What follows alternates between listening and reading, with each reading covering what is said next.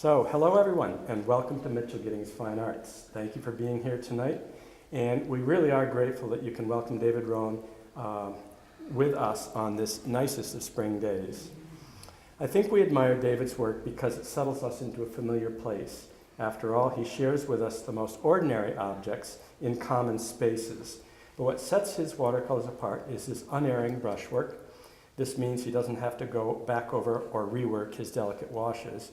More to the point, it lets us know that what's important isn't the simple objects, but their relationships in space. Compositionally, David insists that's what he urges his students to understand.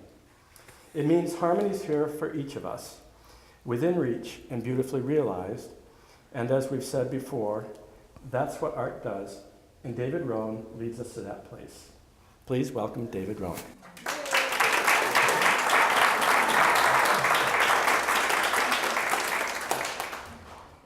Okay, well, I have notes here.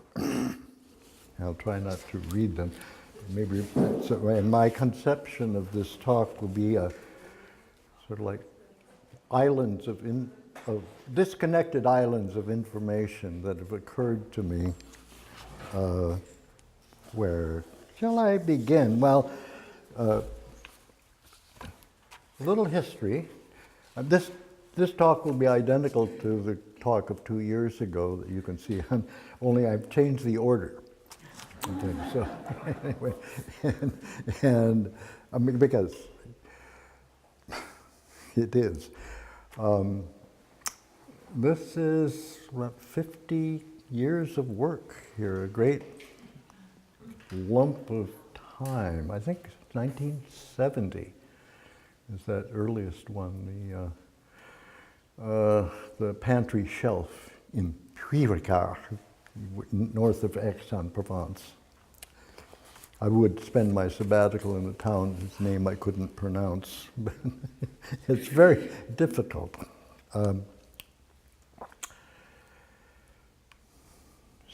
So, let's start with great events.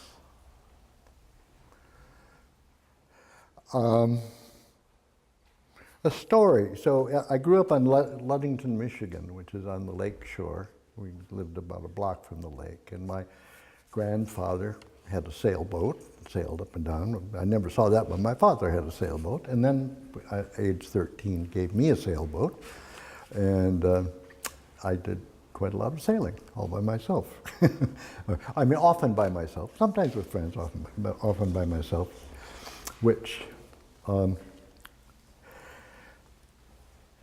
so on one occasion, I sailed it all the way down to Pentwater, about 8 miles down the shore. It's a long way in a 14-foot sailboat.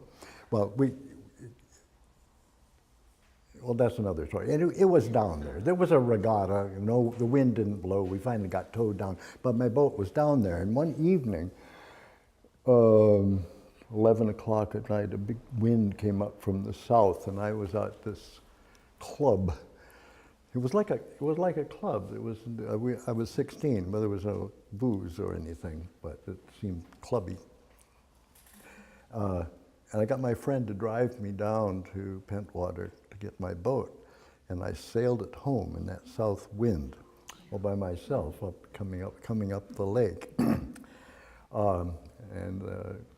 not understanding the south wind usually often brought a storm. So I was a little nervous because lightning was crackling along the horizon. But it was great. I made it quite safely with a good wind. The wind didn't come up too much, and swept past the massive lighthouse and then into the inner lake, and made it to the mooring where I guess, I don't know, how did I get home? I walked home, or else I'd left my bicycle there. I can't remember however that was. But that the memory that louder, okay. I thought do I have a microphone? Huh? Oh, it's only for the camera. I see. Okay.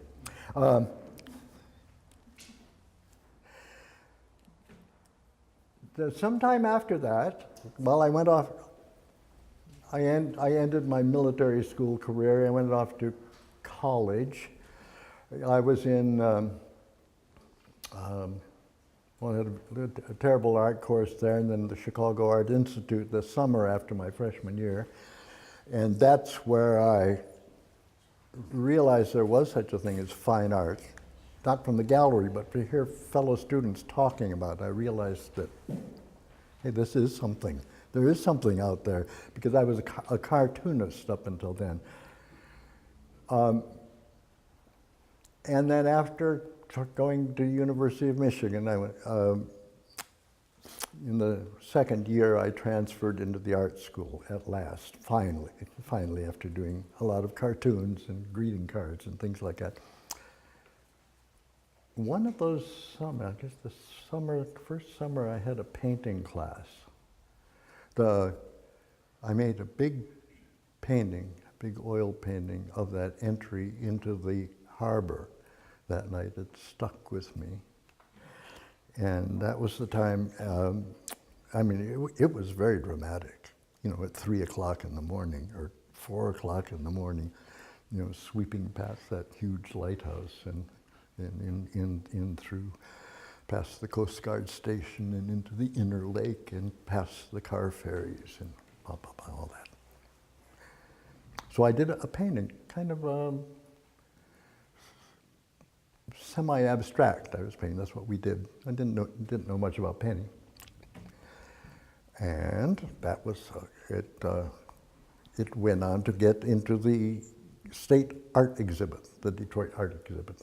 In fact, I think that year it was rare that even the faculty could get one painting in. It was really. I got 3 paintings. Anyway.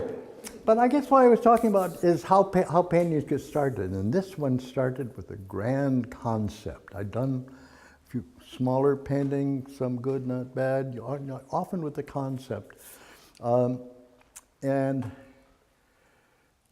this one had a great concept that just swept that painting along, and I painted on that, and sent it in. So that was kind of a triumph, but it was a way one wishes, I suppose artists always wish that could happen to them, that you could be pulled into a painting.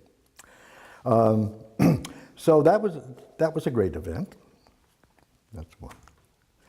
And another great event was in an art history class, I think before I went into art school.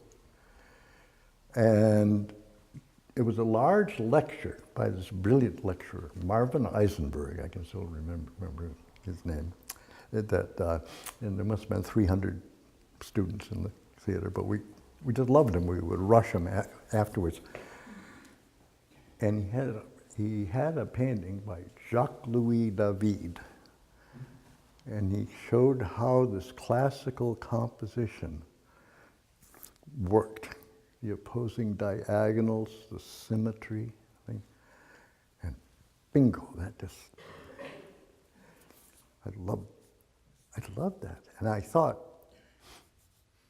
if I can do that, I can control people's minds. Secretly.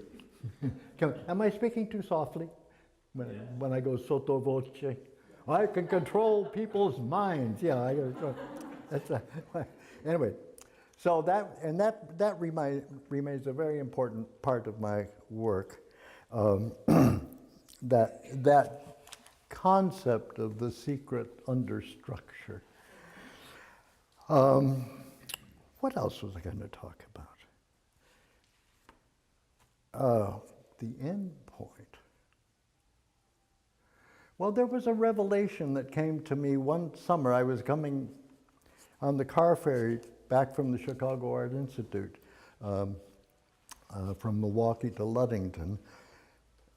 I remember that. I was an intellectual young man at age 18 that summer, and heavily into classical literature. I was reading Mickey Spillane.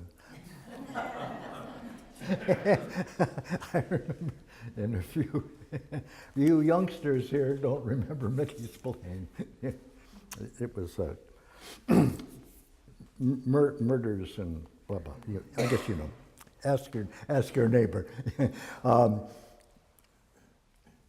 And I was thinking about my life because I had to declare a major. No, I was going to. Well, anyway, it's a time to think about your life.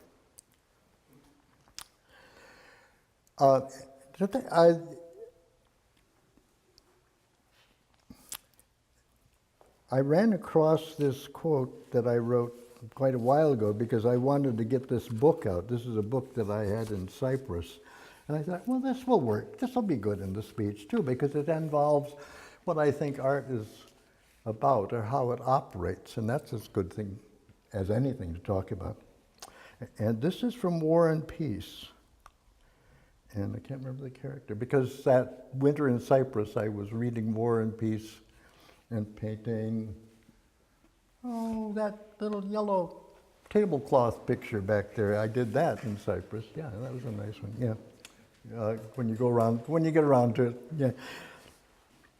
The chief reason for his wanting to weep was a sudden acute sense of the terrible contrast between something infinitely great and illimitable existing within him in the narrow material something which he and even she was. And I thought, yeah. I mean, that sense of something great that goes beyond your conscious mind, that there's something out there. And the power of mind. I mean, ultimately, that's what art touches. You can't do it, but you can get in harmony with it if you're lucky. And very quiet. And as a matter of fact, I had a quote from that too, about that. But I always loved that thing. I think don't get me wound up, but that's why religions were invented, because people feel that. Where's that? See, this is the problem of having notes and ideas. There are too many. Where's the last one? This is from Wolf Kahn, which bears on that. And I always like that. Of course, work can be spiritual, but you should never set out to make it spiritual. Yeah. So this is more about making pictures and the nature of pictures. And the wonderful thing about pictures is that they're all there all the time. It's the only art form that does that. Everything else is sequential. But the picture just, and its interactions, its actions are just always there. With good luck, it's like a storage battery that never runs out, that exudes its energy in the dialogue inside the picture. So, picture making. I was thinking of picture making, and I made it, and that's how I came upon the Tolstoy, because I remembered this thing in the butcher shop in the village where I had my studio.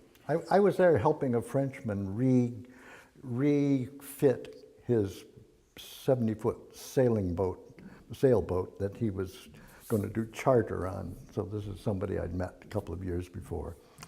And that's how I got to Cyprus. And then I had a house in the village so I could, for a studio. And at the butcher shop, I think, I was there with my sketchbook and stuff like that and buying some pork. That's what is subsidized there. And this farmer said, how do you speak English? Somebody translate? I don't know. Maybe he spoke English. The people in this town in this village would go off to America to work and then come back. No, that was the next village. This was Australia. I was in the Australian village. They would go at any rate. He said, I draw too. He brought out his pen and took my book Yeah. And he drew these things, but it's too small for you to see. But the more I thought about it, the more I loved it. And it says so much about art, and I just think it's wonderful. He drew this.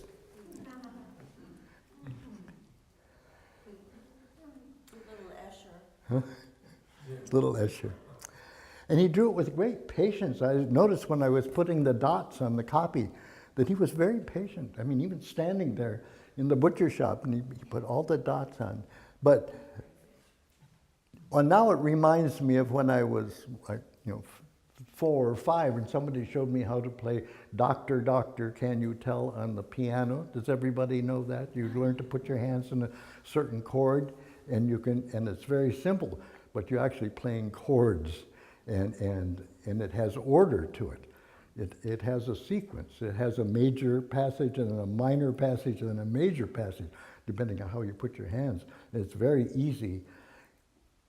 And a little kid can dominate this huge instrument and bring it, impose his will on it. I thought it was wonderful. And this is sort of, if you think of a naive mind, this is really wonderful. It's trisymmetrical. It has overlap, which is hard to do. I mean, cave painters were great, but they didn't overlap as far as I know. So it has space. I know it's a trick he learned from somebody. He didn't invent it. But I just think of the pride of making such a wonderful invention, a wonderful visual machine, as is with the fish, and symmetry. It has the order of symmetry. That's really, yeah. I love that. I'll auction this off. Do I hear 5 cents? No, I thought that so,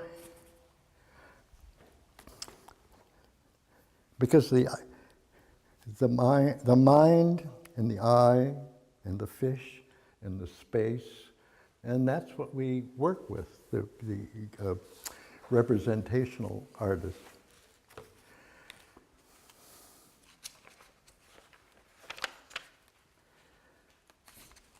What did I say? Oh, here, this title of this piece of paper is My Working Methods, my ingredients. So one of them, jumping back a bit, I say, I love looking at stuff. And in my house, well, I mean, that's one thing that has to stand by itself, because I do paint little bits of pattern and color combinations on scraps around. My studio is full of little pieces of paper and this and that, and also it's full of torn up, failed watercolors, because this isn't the same as being an airline pilot, You want to make the landing that people, that's safe and competent. In painting, no, it's riskier than that. Yeah, it is riskier than that, and it needs to be. It needs to be. You have to be. At any rate, so I had that, and I said to myself, I'm less attracted to the beauties of nature, or I find them less useful to me when they are artificial, like something I've made, like making a bit of a pattern or stripes or a color on a color, and they work. They have a potential art power, so I really like those. And in my dreams, I have a great hall with these abstract bits enlarged to great size. Yeah. It's not going to happen. I tried it for many years. I mean, this sort of thing, and abstract painting, and I and do it. I love it. So, but it was actually psychologically dangerous for me because it involves a lot of preconception, to risk a big canvas. I did it for quite a long time, and often copying small things where the invention would take place or the lucky accident, and then enlarge them. And it was the pre-planning. Became like a business to me, and I wasn't all that good at it. But anyway, my salvation turned out to be, and this was around 1970, 70, well, about the time, just about around the time of that first watercolor. That was one of the first large still lifes I did. The salvation came through my drawing class. I was teaching up at Wyndham College in Putney. Yes, we have one student here. We have Debbie is some here. There's Debbie. Any more Wyndham students? They're all hugely successful now. So I wanted to teach the students. I wanted them to become abstract artists because that was the only art that was worth doing, to me. But I thought that would be futile. I had to start where they were, and they thought drawing class means drawing something, carefully learning how to draw something. So I set up still life, but I make them measure. And my secret, I was here back to Jacques-Louis David. I had the secret. And the secret thing was the structure inside that drawing and the relationship from a space to a space, those areas. That's what I want. So, but when they came out, without even knowing how it happened, they'd be avid for abstract art, abstract relationships. So that's how, and it involved a lot of very slow, careful observing of the shapes of the spaces they were looking at, the space that the bottle took up, the space between the bottle and the apple, the butts, et cetera, all those things very carefully measured. It was sheer tyranny. And a student called it boot camp. So when I got off on sabbatical into Puricard, I think I missed it. I missed drawing with the class, and when I decided I was going crazy from doing the big abstract paintings, also, I hit on doing what my drawing class did, and I used to draw with them, this very careful drawing, because, well, it's a little pretentious to call it Buddhist, but it's there's an emptying. You just give yourself up. You give yourself up to the percept, whatever you're looking at. It doesn't matter what you're looking at. Just look at it. Just look at it very carefully. Pretend that it's important and get the spaces and everything just right. And when you do that long enough, at a little nothing, it becomes something in itself, the relationships. People who have come to my house and casually disturbed the still life I'm working on we can verify that they have knocked over a vast, important structure. Better take down my house than my still life. At any rate, one does. So you can.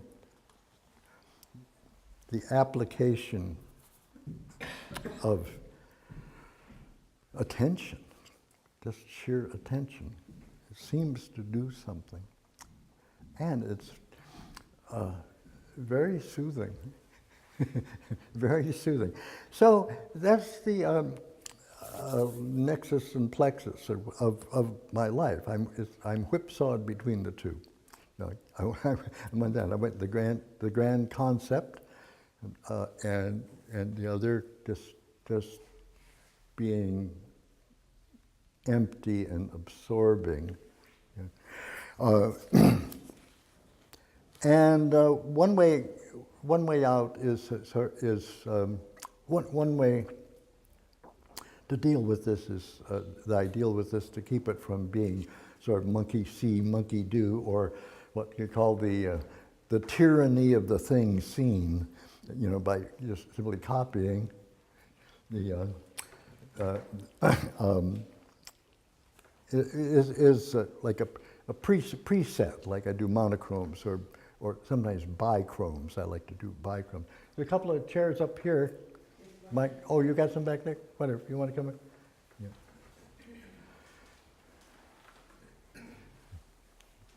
Great artists are flocking in from far and wide. We got what? And we just had a roll of Wyndham students, Michael. Mr. Michael Tillier. Yeah, we got Debbie Lazar and Amy Spicer up here. And Michael Tillier. Yeah. I should introduce other artists too. I just came from a wonderful show at Next Stage. It just opened an hour and a half ago. Barbara Garber and Martha Armstrong has a terrific show in Northampton. Yeah, just up, beautiful paintings. Rush down and see that. And Michael Tillier from Northampton does an amazing thing. Yes, we have a show in June. You have a show in June. June 14th is the opening. In your own show?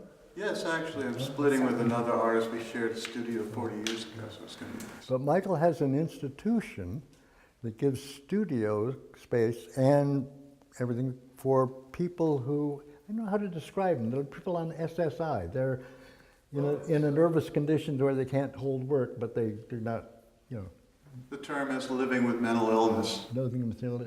It's been going on for years and years. The work is terrific, as you might imagine, and it's a wonderful institution, and he started it and runs it. Yeah. And he's a very good artist himself. Yeah. I came here to hear you. That's it. That's what you. Well, then listen to me. You never did when you were a student. There was a church down the street that said God was still speaking, so here I am. Okay. Did I have anything else to say? Oh yeah, I had the image of myself as like Benjamin Franklin with his kites. Only I've got two kites, and I'm waiting for the lightning to hit. And one is from my little sketches. I'm like waiting for something to, looking for something that's going to like turn me on and sweep me into a great work.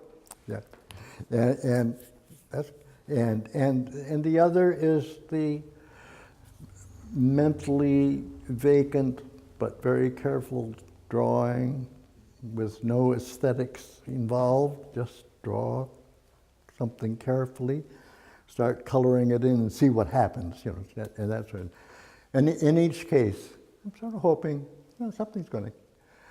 something will arise out of that if I do it again and again and again. So I do it again and again and again, and that's my life.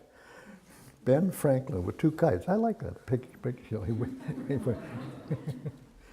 So okay, I said that and everything. I think I said all that.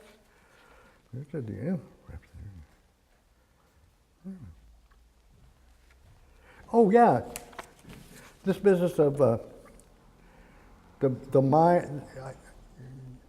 mind seeing foreground and background and seeing images with the slightest clues. It will, your mind will jump to that and make it. Yeah. And this is why do representation? That was my question to myself. I can explain why I do representational work. Well, there's the one thing of the careful drawing business which keeps me sane when I'm going insane from anxieties. If you start implying three-dimensional space, even like the fish drawer did.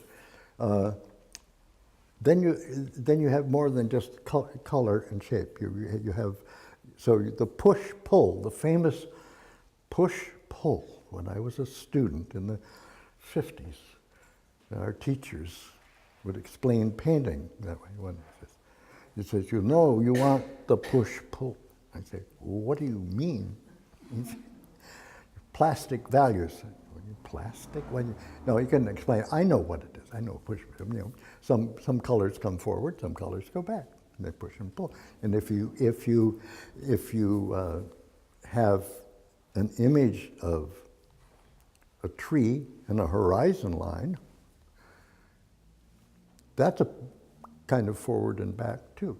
So you can play one against the other. You can push, and that way you can push and twist and pull at the same time. It makes it a very lively instrument that I work with, that one works with in doing representational painting.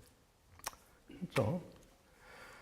As far as Jim introduced me as having a sure brush, well, and this goes along with, I will agree that watercolor is the hardest medium because I more or less gave it up until Petey and Jim made me go back to it. No, I was concentrating on oil painting, and it is hard. It's hard to get back into that groove. It's very different from oil painting. Oil painting is no preparation for watercolor.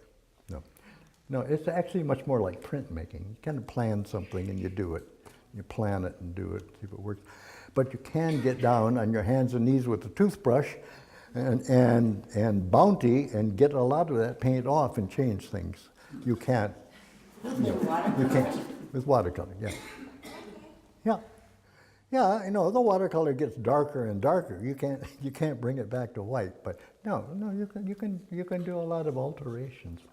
And then sometimes so now this painting, when I release you to wander around, this kind of lavender painting right here, when you get to it, that has a painting on the back.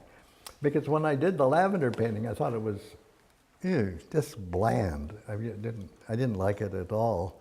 Something wrong with it. And I was teaching a class at NYU, a night class.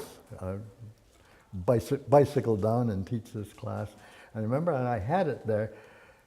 But no, on the other side, then I did this really jazzy, hard-hitting still life on the other side of the paper. I liked that a lot. And I wanted to show that off to my students. And so I had it there. And I said, and just to show you, as I'm telling you, that even the master makes mistakes, I said, this is a terrible painting I did. And I put it up. And this is the awful lag of seeing that I complain about. It had been a month before that I had thrown the other one. I just discarded it and painted on the back. In a flash, I saw exactly what was wrong with the painting. And it was simply that one part was competing with the other and not letting it. I hadn't decided what the painting was about. So by putting the slightest dimming of one part, it brought out the other part, and bingo. So now I had two good paintings. And I had a show coming up at a Soho gallery, and so I showed that painting on a sculpture stand, and I made a double-sided frame, glass on each side. And here's that. It has been done before. This was not the first time in history, but it's not very often. Later, I decided that the other one wasn't as good as this one, so I X'd out the other one, but so it's behind that, and that became one of my favorite paintings. So what I wanted to complain about was the lag. I mean, when I do something, I don't see it. I just see a damp piece of paper. I see failure because the still life is still there, or the scene, and it's telling me what it should have been, and I had my intentions, and they're not, and it's just there. But like that, often after a day, sometimes after a week, ooh, there was something going on that I didn't know, that I was making choices that were pretty good. A little fiddling here and there, and maybe I can bring something out. So that's kind of what my life is like. And I don't know what else. I don't think I have anything else to say. No. Did Ben Franklin. That was brilliant. So, take questions. Puppet. You want Miss Tulip to take the questions? I know, she's very rude.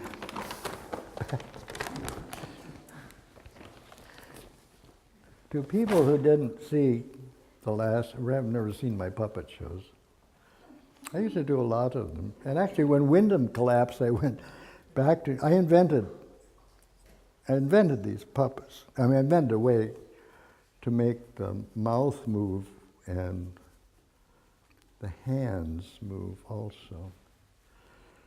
And during the Vietnam War, I was doing doing some shows around, just as part of protests. They'd get me to do that. But actually, I got serious about it when I went back after Wyndham collapsed in '76, and I was doing professional puppet theater. I would do Barnes and Noble, and did the Museum of the City of New York. I did department stores. And you remember when we did what? Well, that big play. Oh yeah. This is Miss Tulip. So they're all the original puppets. No, you don't make any puppets anymore. No, I don't. You never learned ventriloquism. He's hopeless. The embarrassment.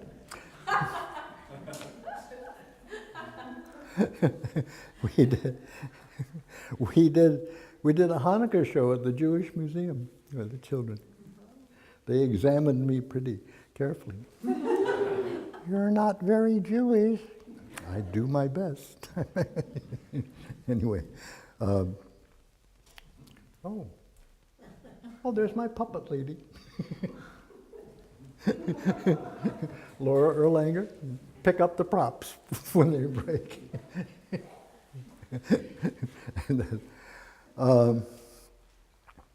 Any questions about the art?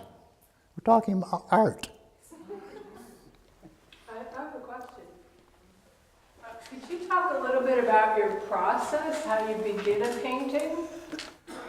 Is it sketched out? Is it all at once, or do you start one corner and finish it diagonally?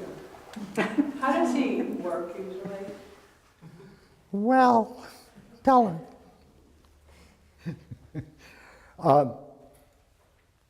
I start with a careful drawing.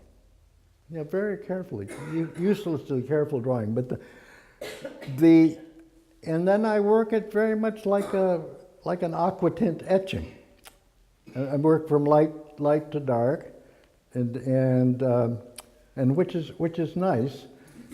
I like it as an ex or failed abstract painter, because you get all these strange shapes that you can look at if you're doing it carefully. You don't paint object by object. If you've got a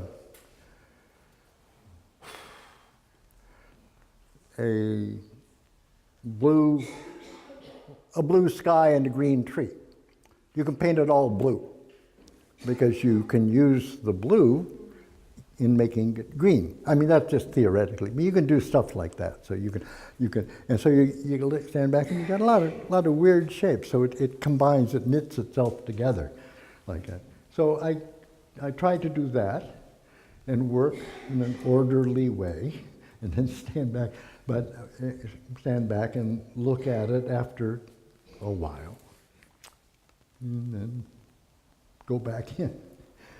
I'll share a quote that I think I heard from David Rohn, It was that after you make a painting, you have to put it away for a little while and let it turn into art.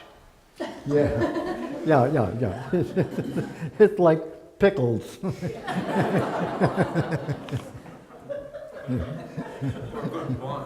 Huh? Because I think it's true that for someone who creates something, whether it's wine or a cake or whatever, when you're first faced with what you've created, you're like, oh, it could have been so much better. So the time helps. Yeah. You know, putting that distance. You stop seeing.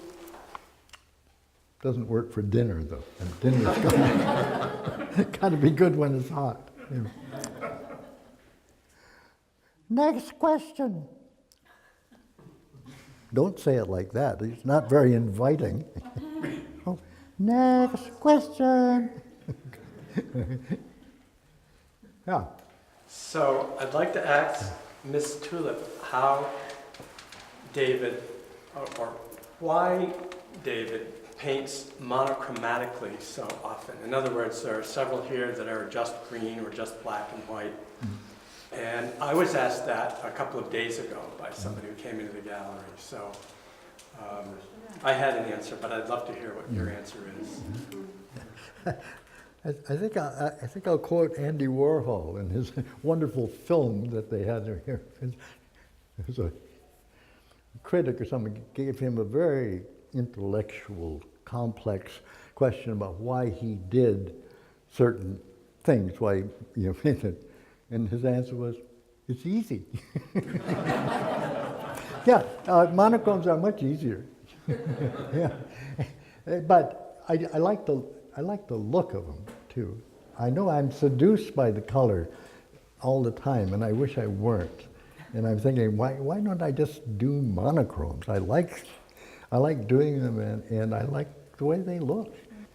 I don't know. That's it.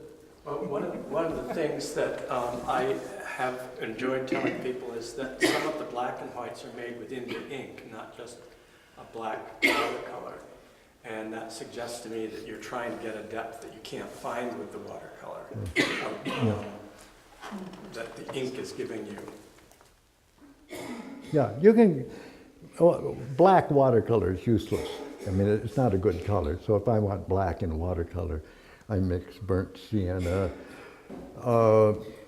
alizarin crimson, some of the strong dye colors, and you can make a pretty good black. But I mean, the India ink makes a beautiful gray. I don't think there's I've never been able to mix that particular gray that India ink makes. I love that gray. Yeah. And it's a lot like printmaking, but it's so much easier. Then I did a lot of printmaking back in the day, a lot of etching. Yes.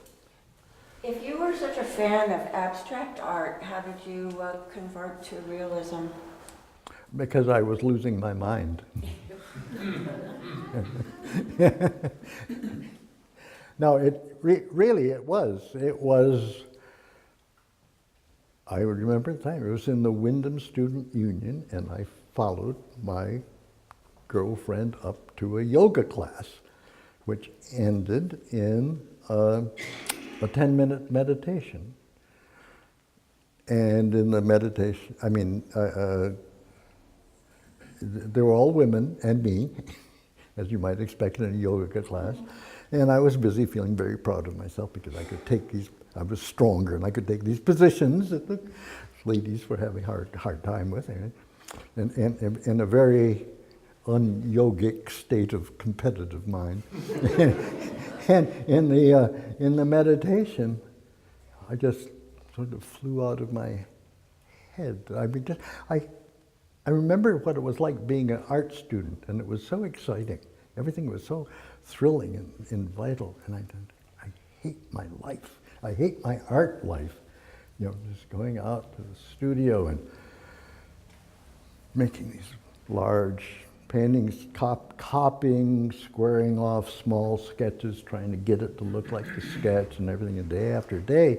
And ooh, this is not a good way to live. This is not, doesn't feel like art used to be. And I decided that, well, I'll quit art. but I can't quit art because I was an art professor. You mustn't do that. No, I know.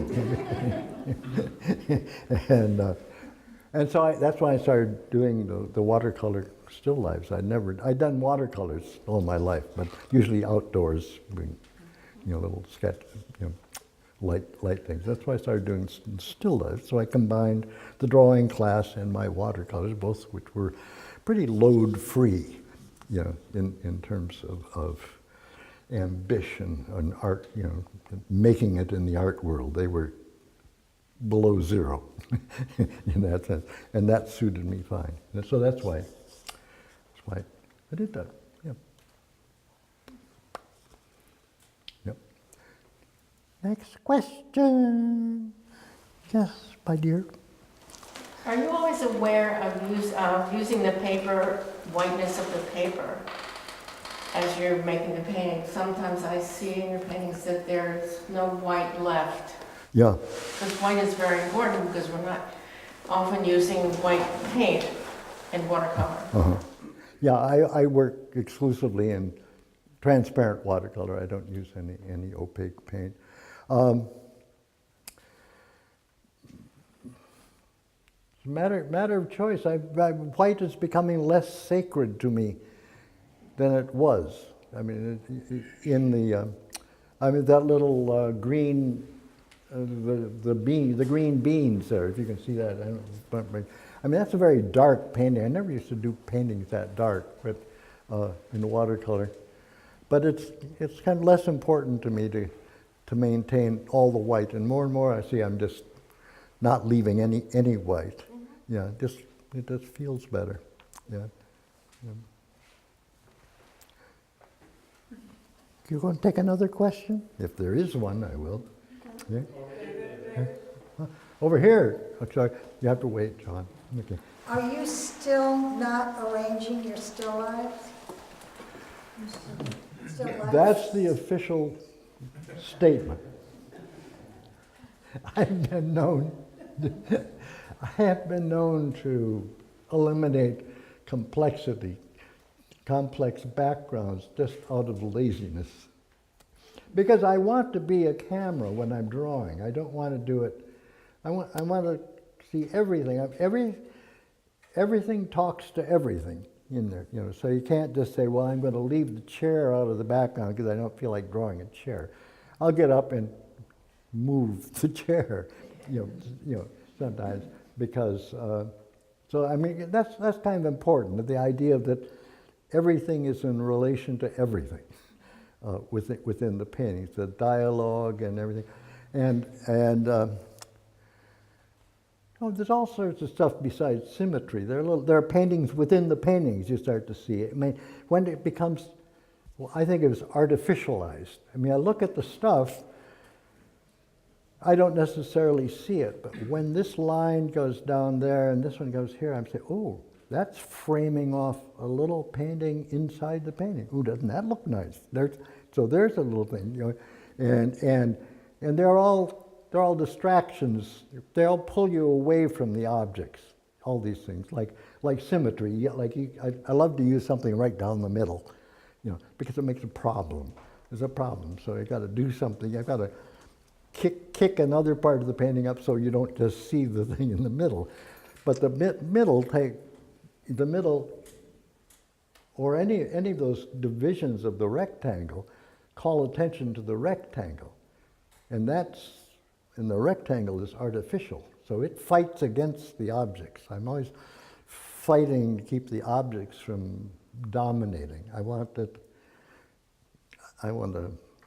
an equilibrium there. And so those things are handy. So what was the question?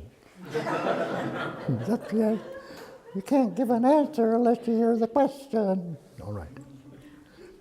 John, did you have? Yeah, the painting with the lighthouse, where is it hanging today? I don't know. I think it was in my sister's basement, and I don't think she knows where it is. I don't know. It was about probably 30 by 48. Seemed huge at the time to me, but you know, so it was. You were in school when you did that? Yeah, I was a junior, I think, in school. Yes, I Barra? noticed that there, in this painting, I can see pencil marks, but in many of them I can't. Is that for each painting, you just see how it feels, whether you want to make sure that they're gone, or is that not even an issue for you? Well, I usually leave the pencil marks in, except when I mean, I don't really care that for that matter. But people seem to like them, and it's less work leaving them in. I know people often comment, but if the pencil marks are in an area where it will sort of gray down a light tone, or make a transition between, like in that one where you have a transition between the white and a very light tone underneath. I don't know. It must have been one or two pencil marks there figuring out where that folded piece of paper is, but I probably took them out there because it would gray off that. Yeah, generally I leave them in. You really When need. you do remove them, do you use eraser or just the watercolor covers over them? Oh no, watercolor doesn't cover over anything. So you actually erase it. Yeah, erase it with one of those white erasers. They're very gentle. They don't. Yeah. Can you talk about that painting with the big hat? Well, that relates to these very horizontal paintings there. Those two in and I think it was '79. I got commissioned to do a painting that was that tall and twice that wide for a law firm, for the dining room of a law firm on 57th and Madison. Yeah, a big law firm. So I knew the architect who was redoing their offices, and he got me the commission. So that was thrilling. And I was going to do an oil painting course. So I hadn't been doing oil painting. I'd been showing the watercolors, doing watercolors exclusively. And my son said, "Dad, do a watercolor. You're much better at it." And I said, "You can't do a watercolor like that." He said, "You can try." So, yeah. And so I got some inexpensive, I had some inexpensive Arches paper, slightly lighter weight than I usually use. I said, okay, give it a whack. And I set up a still life with the bowler hat that had belonged to Linda Rubinstein's father. Famous bowler hat. I use it a lot. And I set up this still life on a table. Well, I had to make myself a table that on wheels that would do that. But so I could to work visually, I have to have my eye in the same place, vis-a-vis the still life. So I have to be able to move this 10-foot wide piece of paper. So I just kind of whacked that out very fast. You know, I drew it, and you know, and I just taped together the paper just to be the right size. So I just said, okay, I can do it in watercolor. So those two then were trying out the shape. They're two of several that I have, trying out that shape to see how I could compose a still life that would be, what is it? It's about 20 feet by 4 feet, I think it is. Yeah, so it was an odd size for me. So I did a bunch of studies. I set up still lifes, and then I did those. So those are related. Yeah. And so I did it, and I carried it upstairs and reinstalled it. Yeah. You mentioned attention and looking, and that whole process of looking. Mm-hmm. And do you ever find that as you're looking at painting, that time seems to slow down or stretch or come to a crawl? Do you ever feel that? Yes. That's what's so Because nice. I sense that in the work itself by looking at it. Yeah. It seems to reflect that state of mind back to the viewer, which a lot of great art does to me anyway. Yeah. Yeah, it is. I like the stillness of it. One of my first assignments in beginning art school, I realized much later that I completely blew it. We were assigned to do to make a work based on a piece of music. So I got this rattan something or other, and I made a scroll and based it on Beethoven's Fifth Symphony. And I painted an abstract. I mean, just a beginner, but I,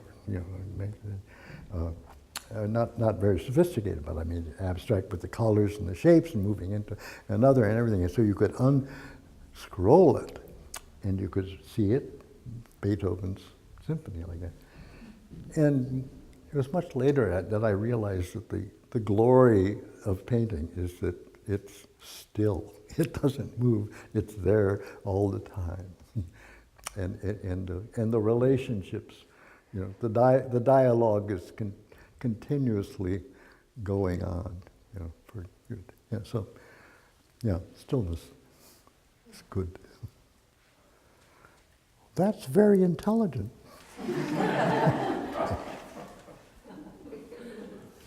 You never said that before. Anyway, anything else? Yes. Hi. Hi, I'm just intrigued by this. Is it tulip? Yes. You two did seem to be so close. I just love seeing you together, and I'm wondering does she have a lot of other friends that are in bags? Well, she's got, she. You mean I. I have some puppet friends, yes. Yeah, and we've been together quite a long time, David and I. Yeah, we did. So we have a horse, but he didn't come along because he does need a stage because he has to clomp around his hooves, and he's a 5-finger puppet that talks and has, and the troll is in there. A little difficult. Anyway. We see after we release the class. It's almost recess time, I think. So Snowdrop and Tulip? Huh? Is Snowdrop and Tulip here? Oh, you remember Snowdrop? Snowdrop was a puppet a long ago. Yeah, but Tulip had it was a little finger puppet. A yappy dog, would she carry him? Oh, or he was in, she pushed him in a baby carriage. Oh no, that was somebody else. They had these little 1-finger puppets that would pop up and talk. Yeah, that was good. Oh, we did a number of things. I gave cooking shows. I was very good. I taught people how to make toast.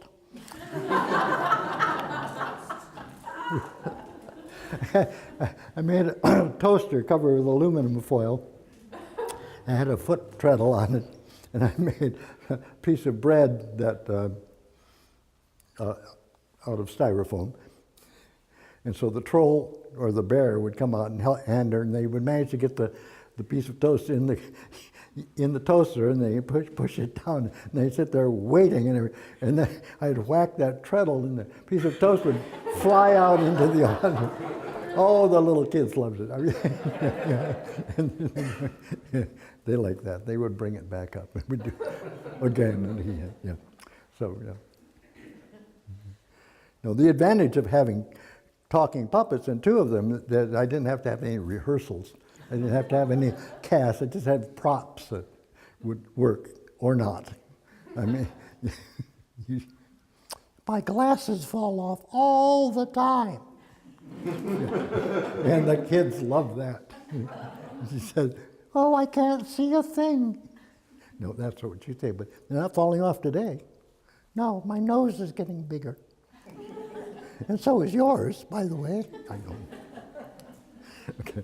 Anything else? Yes, Ken. When you first mentioned the dialogue that happens in a picture, I thought you were going to say something about the dialogue that happens with the viewer. I wonder how you think about us, the people who come to your art. Oh. Is that like, how does, it's very clear that you're you're the master. You're making it work. But I don't know, maybe it's a silly question, but Yeah. what about your audience? It's not a silly question, but I guess, but I've never thought of it before. I mean, because when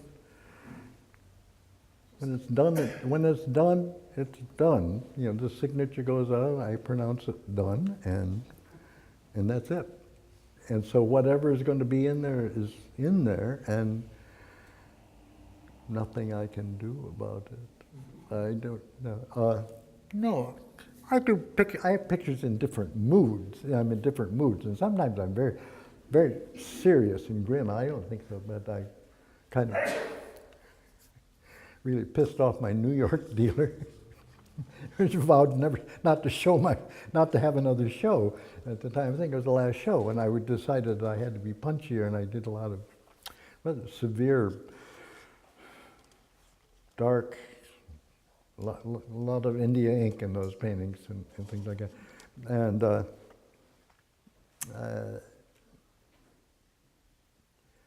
so that's one case where that took place. And I guess in a way I was trying to be a tougher artist. I thought I was sort of wimpy. And now I've reconciled myself to being wimpy. I think wimpiness is my forte, but not actual wimpiness. I know what a wimpy painting is. You know, I want to be definite, but these were very kind of severe. Yeah, and the audience at this gallery didn't care for them very much. So in their severness, would you say that there was stillness there? Or was it like... They were a little more, I think the ones I'm thinking of, I still have them, I didn't sell any. They seem more anxious, more agitated. Yeah. Of course, I mean, they're eventually still, but no, I wouldn't have said that they were as calm as I prefer now. Yeah. Do you paint every day? Yeah. How many hours? Not many. Not nearly as many as I would intend to. I fuss around a great deal. There's a lot to get done. And I'm up early in the morning, and it's a triumph if I get to painting before noon. And do you light, or do you rely on daylight, or are these by natural light? Most cases daylight, especially in the summer, but in the winter I do set up, you know, the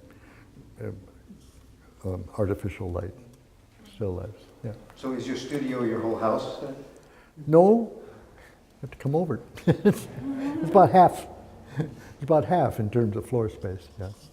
Built a house onto the original studio. Yeah. But you paint in your living room too. I paint. Oh yeah, all winter I painted in my living room. Yeah, I was afraid of running out of wood, and it's handier than building the fire every day. So so my living room turned into a studio. Yeah. Now then, can we go home? Yes. Okay.